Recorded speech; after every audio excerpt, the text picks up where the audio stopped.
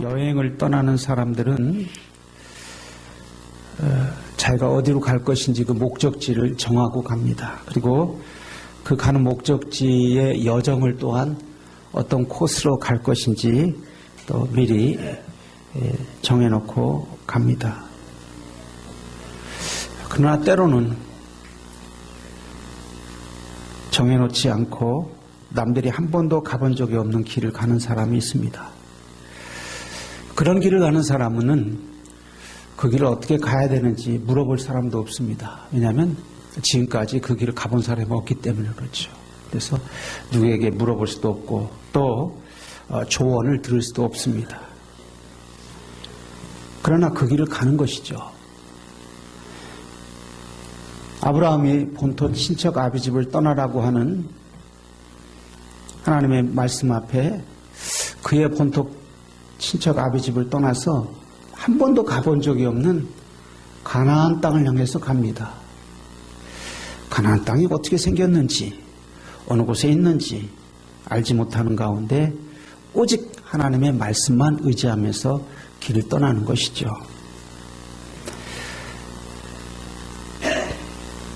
세상적으로 이렇게 남이 가보지 않은 길을 가는 사람들, 그래서 세상을 새롭게 역사를 만들어가는 사람들 있습니다. 예를 들면 흑백 갈등 가운데 있는 미국을 남과 북으로 분단될 수 있는 그런 위기 가운데서 흑인도 하나의 소중한 인격체다. 그래서 흑인과 백인은 그렇게 차별없이 살아갈 것이 아니라 하나의 인간으로서 하나의 공동체 한 나라를 이루면서 살아야 된다라고 하는 그런 인류애를 가지고 전쟁까지 하면서 미국을 통합시켰던 아브라함 링컨 있습니다. 또 위대한 역사를 썼던 알렉산더 대왕이라든가 또 음악에 있어서 새로운 장르를 만드는 모차르트라든가 또 요즘 우리 시대에 인터넷 시대를 가능케 했던 빌 게이츠 같은 사람들은 그렇게 한 번도 가본 적이 없는 길을 간 사람들입니다. 그러게 그들이 간 길은 역사가 됩니다. 이들이 갖는 공통점이 있습니다. 가본 적이 없는 길을 갈 때에는 늘 불확실성이 따르게 됩니다. 그 길이 과연 옳은 길일까? 그 길에는 어려움이 있을 터인데 또 불안과 초조, 때로는 가본 적이 없는 길을 갈 때의 그 애매모호함이라는 게 있습니다. 초조함뿐만 아니라 잘 될까? 확실할까? 실패하지 않을까? 이런 애매모호함과 두려움과 초조감 있죠. 그런데 그런 불확실한 상황들을 그냥 받아들이는 거예요. 인정하는 거예요. 성급하게 그것을 다 배제시키지 않고 그냥 있는 그대로 수용하면서 그 불확실성 위에 하나씩 확실함으로 바꿔나가는 것이죠. 그래서 그것을 영국의 시인 존 키치는 네거티브 캐파빌리티라고 부정적 수용 능력이라고 하는 말을 씁니다. 어려운 말이긴 하지만 시에 대한 시론에서 나오는 논리긴 하지만 이것을 우리가 이런 새로운 역사 또 불안정한 상황을 수용하고 받아들이고 갈 수 있는 그런 위대한 사람들에게 적용해서 사용되곤 합니다. 처음 키치가 사용할 때는 섹스피어에 대해서 한 말이지만 우리가 이 말이 이제 미지의 세계를 가는 사람들에게 적용해서 하는 말입니다. 왜 제가 이 말씀을 드리냐면 오늘 요셉과 마리아 첫 번째 성탄절이 있게 된 그날은 요셉과 마리아에게도 이 불확실성, 불안과 초조함 가운데서 맞게 된 성탄절이에요.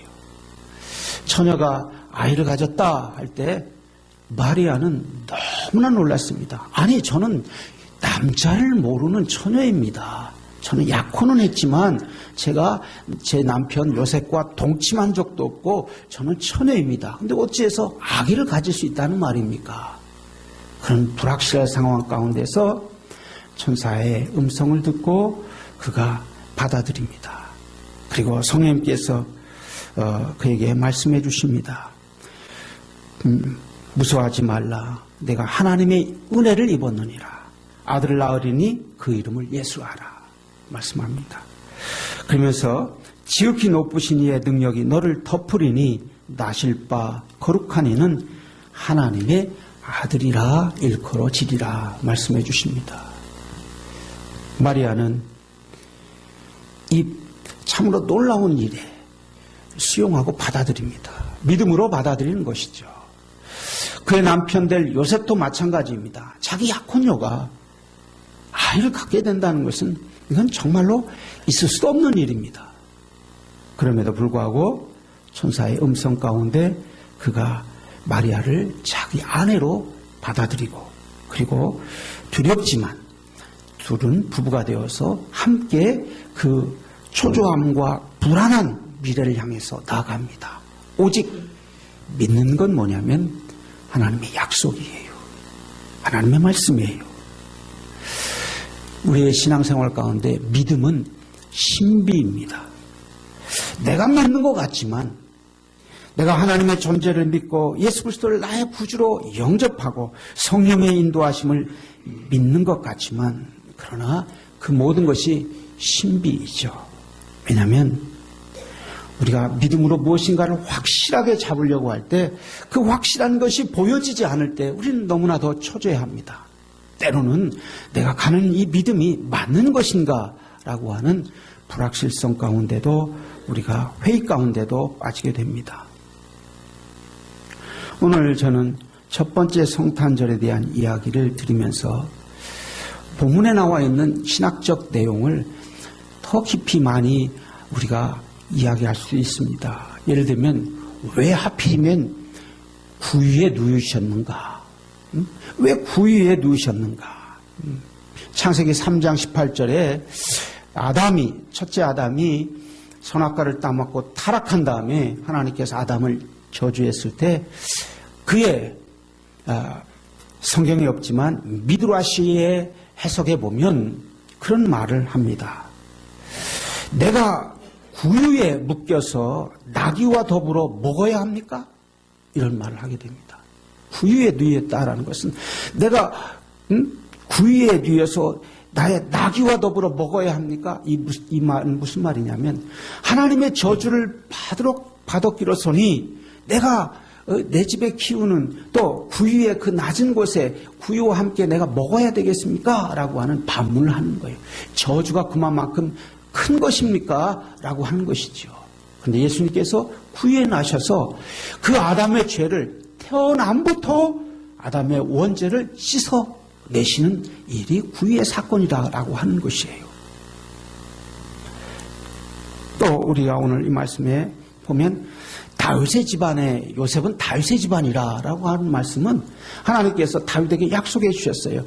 너의 후손 가운데서 영원히 이스라엘 백성을 다스릴 왕이 태어나게 될 것이다 라고 하는 그 약속을 지금 이루고 계신 거예요. 또 하나 우리가 이 아우구스토가 이제 호적하라고 했다라고 하는 것은 뭐냐? 예수님의 태어남은 신화적 사건이 아니라 구체적으로 역사 가운데 있었던 실존적 인물이라는 거예요. 이렇게 신학적으로 우리가 본문 말씀을 끊임없이 누가가 숨겨놓은 복선을 우리가 이야기할 수 있어요. 그럼에도 불구하고 저는 오늘 신비에 대해서 더 말씀을 나누고 싶습니다. 우리의 인생은 늘 새로운 세상을 향해서 가는 미지의 세계입니다. 그럼에도 불구하고 우리는 늘 확실성을 추구해요. 가장 우리가 피하고 싶은 것이 불확실성인데, 그러나 그 불확실성을 우리가 다 해소하고 살아내는 사람은 아무도 없습니다.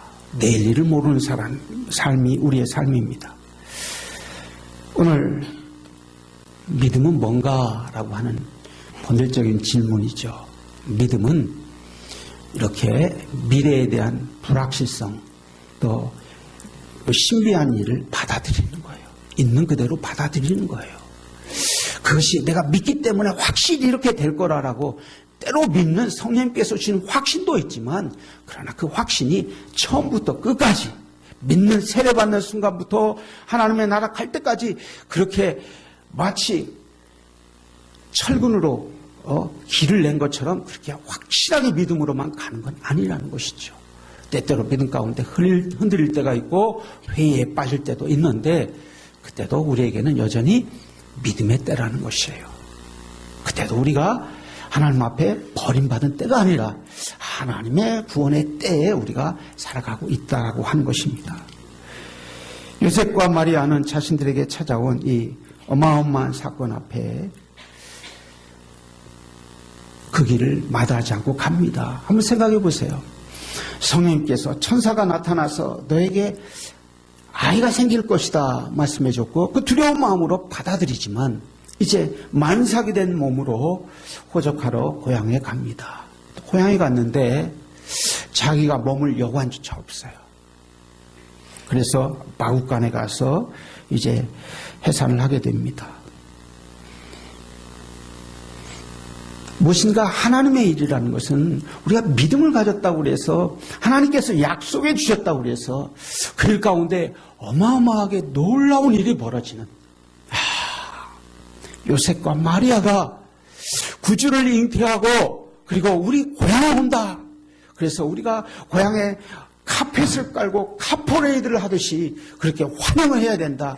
그렇게 하지 않았다는 거예요. 반칸 내주지 않았다는 거예요. 여러분, 우리의 믿음이 여기서 실족당하는 경우가 많이 있습니다.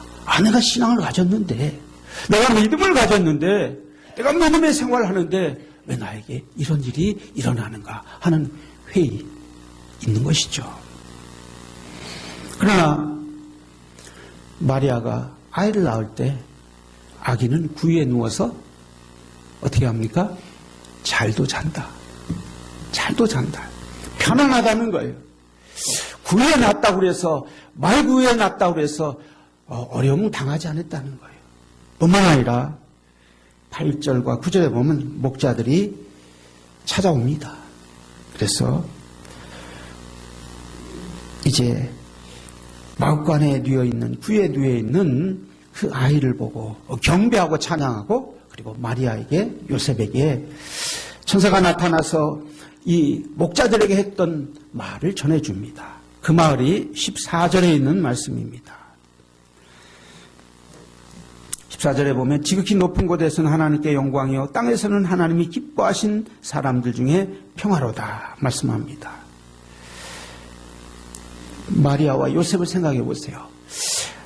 천사를 통해서 아이를 갖게 될 것이라는 소식은 듣게 되었는데, 그 불안함, 이 아이를 낳아서 어떻게 키워야 되는가. 하나님의 아들이라 하지만 육신적으로는 내가 이 아이를 어떻게 키워야 되는가. 또 아이를 낳았을 때 세상 사람들은 우리를 어떻게 볼 것인가. 여러 가지 생각이 복잡했을 것입니다. 그러나 하나님께서 목자들을 통해서 마리아에게, 요셉에게 위로해 주시고 확신을 주십니다. 하나님께서 하신 일이라는 것이죠. 여러분 믿음의 길을 갈 때 하나님의 위로하심과 하나님의 사람을 통해서 그런 위로와 확신을 얻게 되는 그런 은혜가 있기를 축원합니다. 예. 하나님의 나라는 아주 작은 겨자씨와 같습니다. 그래서 아주 작은 신비에 대한 믿음을 받아들일 때 그것이 믿음으로 바뀌면서 아주 더 풍성해지는 것이죠. 목자들이 요셉과 마리아에게 전한 이 기쁜 소식은 지극히 높은 곳에서는 하나님께 영광이요 땅에서는 하나님이 기뻐하신 사람들 중에 평화로다 말씀합니다. 땅에서는 누구에게 준 평화라고요? 하나님이 기뻐하시는 사람들. 이 말씀이 중요합니다. 아무에게나 주시는 평화가 아니라 하나님이 기뻐하시는 사람들 가운데 주시는 평화라고 하는 거예요. 사랑하는 성도 여러분, 오늘 우리는 예수님의 탄생을 기뻐하며 찬양하며 이 자리에 모였습니다. 하나님의 기뻐하심을 입은 자인 줄 믿으시기 바랍니다. 하나님의 평화가 우리 가운데 먼저 임하게 될 것입니다. 또 그리고 먼저 그 임한 그 평화와 기쁨을 가지고 우리 또한 세상에 나가서 전해야 됩니다. 하나님의 소식을 땅끝까지 전하게 되는 사명을 우리에게 준 것이죠. 예수 믿으면 우리 가운데 평화가 이루어지는데 그 평화는 뭐냐면 죄로부터의 자유예요. 죄는 우리에게 사망이요, 다툼이요, 시기요, 분리요, 실패입니다. 그래서 죄의 삭은 사망이에요. 죄가 우리 가운데 들어왔을 때 우리의 인생은 분리가 되고 나누어지고 다툼이 있고 그리고 실패자의 삶으로 몰아갑니다. 그러나 예수 그리스도를 통해서 우리가 성령님께서 우리 가운데 임재하여 주셔서 성령의 역사하심과 성령의 능력으로 더불어 살아갈 때 우리 가운데는 참 평화가 있고 참 자유가 있습니다. 우리의 몸을 분해하면 물이 가장 많습니다. 제가 찾아보니까 우리 몸에 이 바디에는 이 몸통에는 물이 약 한 70% 차지한다고 그래요. 그런데 우리의 혈액, 우리 몸 이 혈관에 흐르는 혈액 가운데는 물이 더 많아요. 얼마냐면 85%가 물이라는 거예요. 그리고 우리의 머리에 있는 뇌는 75%가 물이라고 하는 거예요. 더 놀라운 것은요, 우리의 근육에 다 힘줄만 있을 것 같은데 근육에 물이 75%래요. 그리고 우리 세포에는 더 많아요. 우리 세포에는 90%가 물이라는 거예요. 우리 몸 안에 이제 다른 원소들을 분석해 보면 4가지의 원소가 대부분 차지해요. 산소, 탄소, 수소, 질소. 이 4가지가 90% 이상을 차지해요. 나머지 이제 7가지 주원소는 칼슘, 인, 마그네슘, 나트륨, 염소, 유황, 칼륨 이런 것들이 차지하고 나머지 기타 아주 작지만 중요한 것들이 0.04% 정도 차지해요. 그러니까 4가지 원소와 7가지 원소가 99.96% 차지하는 거죠. 우리 몸을 분해하면 이렇게 화학적 원소로 분해할 수 있다는 것이죠. 산소, 탄소, 수소, 질소, 마그네슘, 칼슘, 인 이렇게 분해할 수 있어요. 그런데 아무리 분해해도 생각하고 있는 우리의 영은 보이는 물질로 분해되지 않아요. 우리의 몸을 아무리 잘게 쪼개도 지금 생각하고 있는 여러분의 그 생각, 영을 물질로 보여질 수 있도록 찾아낼 수 없다는 거예요. 이것은 신비입니다. 우리의 몸, 보여지는 이 몸뚱아리만 몸이 아니라 생각하는 것, 생각하는 내가 있다고 하는 것이죠. 이와 마찬가지로 우리가 이 땅에, 이 세상에 보여지는 것 외에 영적인 세계가 있다고 하는 것을 우리가 신비로 믿고 받아들이는 것이 믿음입니다. 그 믿음을 받아들일 때 우리 가운데 새로운 세상이 열려집니다. 그리고 그 새로운 영적 세계에는 천사만 있는 것이 아니라 사단도 있고 악한 영도 있지만 궁극적으로 성령 하나님께서 이길 수 있도록 우리에게 이김을 주시고 힘을 주시고 능력을 주신 줄 믿으시기 바랍니다.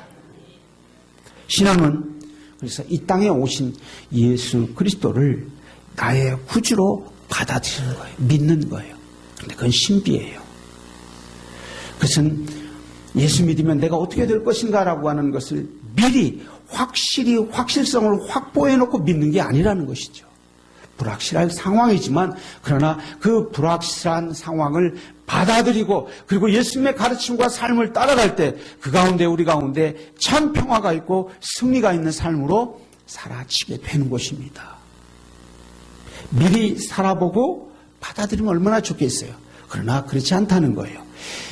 믿고 받아들이고 그 다음에 하나님께서 우리와 함께 하십니다.